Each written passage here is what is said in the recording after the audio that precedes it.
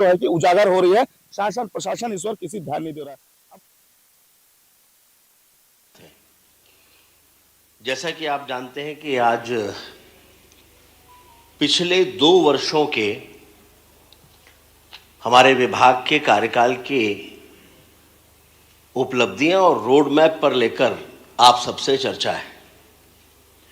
आप सभी को पता है कि 2 साल पहले जब सरकार बनी थी तो उस समय विकसित भारत के साथ मध्य प्रदेश को जोड़ते हुए विकसित मध्य प्रदेश का एक रोड मैप तैयार किया था और माननीय प्रधानमंत्री नरेंद्र मोदी जी विकसित भारत के जिस विजन 2047 की तरफ देश को लेकर जाना चाहते हैं वो बगैर राज्यों के योगदान के ठीक से पूरा नहीं हो सकता और इसलिए मध्य प्रदेश उसमें न केवल अपना योगदान देना चाहता है बल्कि उसका लाभ लेते हुए विकसित मध्य प्रदेश की तरफ बढ़ने का अपने संकल्पों के साथ प्रयास कर रहा है। सबसे पहले मैं आपको यह जानकारी दूं कि अभी पूरे देश में पहले सड़कों को लेकर मान्यता थोड़ी अलग हुआ करती थी। 2 लेन सड़कें हैं, 4 लेन है तो काफ़ी हैं, लेकिन अब हाई स्पीड कॉरिडोर्स का समय है और उसको ध्यान में रखते हुए राज्यों को अपने हिसाब से स्वयं को तैयार करना, उन परियोजनाओं के साथ स्वयं को जोड़ना, यही विकास की गति को तीव्र करेगा। और उस दृष्टि से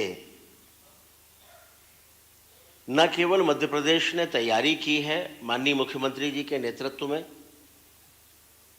बल्कि केंद्र सरकार की परियोजनाओं का अधिकतम हिस्सा मध्य प्रदेश से निकले और उसका लाभ व्यापक रूप से मध्य प्रदेश को दे सकें, इसकी भी विस्तृत योजना बनाई है। अब उसमें नॉर्थ साउथ कॉरिडोर है। ये दिल्ली, आगरा, ग्वालियर, भोपाल, बैतूल और नागपुर है। इसकी लंबाई मध्य प्रदेश में लगभग 600 किलोमीटर होगी और जिसकी अनुमानित लागत लगभग 30,000 करोड़ रुपए होगी। ये उत्तर भारत को दक्षिण भारत से एक तेज और सुगम कनेक्टिविटी प्रदान करने वाला है। दूसरा हाई स्पीड कॉरिडोर है वाराणसी, इलाहाबाद, रीवा, जबलपुर, नागपुर। इसकी लंबाई लगभग 700 किलोमीटर है और इसकी अनुमानित लागत लगभग 30,000 करोड़ रुपए है और ये पूर्वी भारत को मध्य और दक्षिण भारत से जोड़ने वाला एक महत्वपूर्ण मार्ग साबित होने वाला है। इसके अलावा ईस्ट वेस्ट कॉरिडोर, ये तीसरा प्रमुख कॉरिडोर है। ये अहमदाबाद, इंदौर, भोपाल, जबलपुर, लखनऊ और रायपुर जाएगा। इसकी लंबाई लगभग 900 किलोमीटर है और अनुमानित लागत लगभग 45,000 करोड़ रुपए है। इस कॉरिडोर में जबलपुर से भोपाल का खंड वर्तमान में डीपीआर के चरण में है, जिसकी अनुमानित लागत 15,000 करोड़ रुपए है और भोपाल से इंदौर के बीच का अलाइनमेंट फाइनल हो चुका है, उसकी स्वीकृति की प्रक्रिया चल रही है। इस तरह से हम देखें तो कुल मिलाकर लगभग 1,05,000 करोड़ रुपए की लागत होती है। इसके साथ इसका अधिकतम लाभ इन कॉरिडोर्स का मध्य प्रदेश को मिले, इस दृष्टि से इसके पास से जितने भी प्रमुख शहर पड़ने वाले हैं जहां से कॉरिडोर गुजर रहे हैं, उन सबके साथ में लिंक रोड या स्पर कनेक्टिविटी मध्य प्रदेश में लोक निर्माण विभाग डेवलप करेगा ताकि हर शहर को इसका व्यापक लाभ मिल सके जो उस मार्ग पर पड़ने वाले प्रमुख शहर हैं। तो मध्य प्रदेश के लगभग सभी प्रमुख शहर इसके आसपास पड़ेंगे और व्यापक रूप से जिसका लाभ मिलेगा। ये सभी परियोजनाएं NHAI के द्वारा उनके साथ समन्वय से विकसित हो रही हैं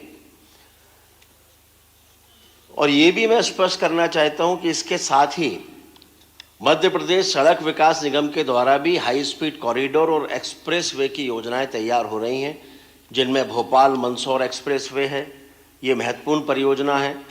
ये एक्सप्रेसवे भोपाल को दिल्ली मुंबई इंडस्ट्रियल कॉरिडोर से सीधे तौर पर जोड़ेगा।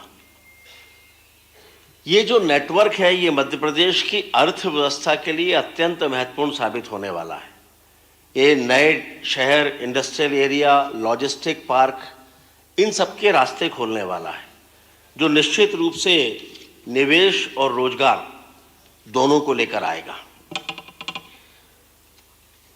मध्य प्रदेश में जो वर्तमान स्थिति है, इसमें लोक निर्माण विभाग के अंतर्गत लगभग 77,268 किलोमीटर सड़कों का नेटवर्क है। यहां मैं आपकी जानकारी में लाना चाहता हूं कि दरअसल पहली बार ये हुआ है कि जब हमने साइंटिफिक पद्धति से इनका सर्वे किया और सारी सड़कों की वास्तविक लंबाई निकाली है, ताकि इसके आधार पर भविष्य की योजनाएं भी हम तैयार कर सकें।